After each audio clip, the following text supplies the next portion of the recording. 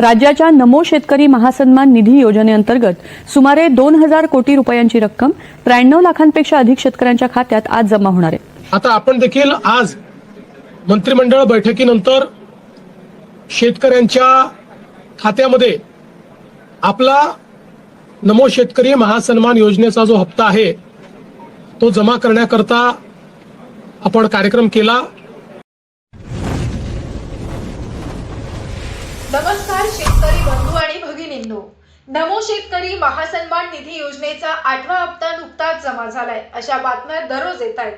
काही YouTube चॅनल्सवर, news पोर्टलवर जुनी क्लिप दाखवून सांगतायत पैसे आले, आत्ताच आले, 2000 रुपये खात्यात आले।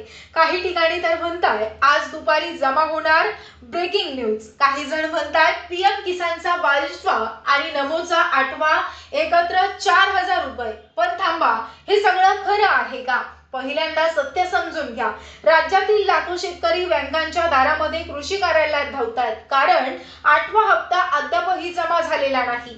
विश्वसनीय बातम्यांमध्ये स्पष्ट सांगितलंय पीएम किसानचा 21वा हप्ता नोव्हेंबर मध्ये आला, पण नमोचा 8वा हप्ता अजून थकलेला आहे। 2-2.5 महिने उशीर झाला।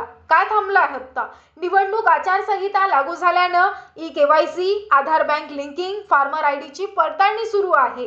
यंदा लाभार्थ्यांची संख्या कमी झाली, 4-5 लाख शेतकरी अपात्र ठरले किंवा पडताळणीत अडकले। आणि आता सर्वात मोठी खोटी बातमी उघड।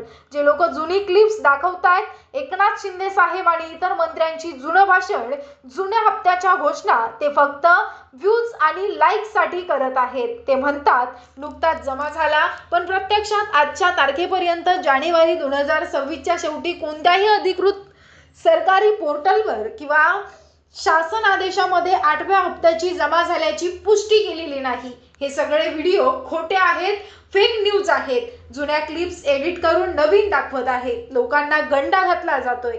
सत्य काय आहे? नमो शेतकरी योजना बंद झालेली नाही, फक्त प्रक्रिया चालू आहे। लवकरच फेब्रुवारी 2026च्या सुरुवातीलाच किंवा निवडणुका संपल्यावर 8वा हप्ता 2000 रुपये जमा होण्याची शक्यता आहे। काही ठिकाणी पीएम किसान आणि नमो एकत्र 4000 रुपये मिळण्याची चर्चा आहे, पण ते अधिकृत जाहीर होईपर्यंत वाट पहा। व्हिडिओ योग्य वाटला तर लाईक आणि सबस्क्राईब करायला विसरू नका।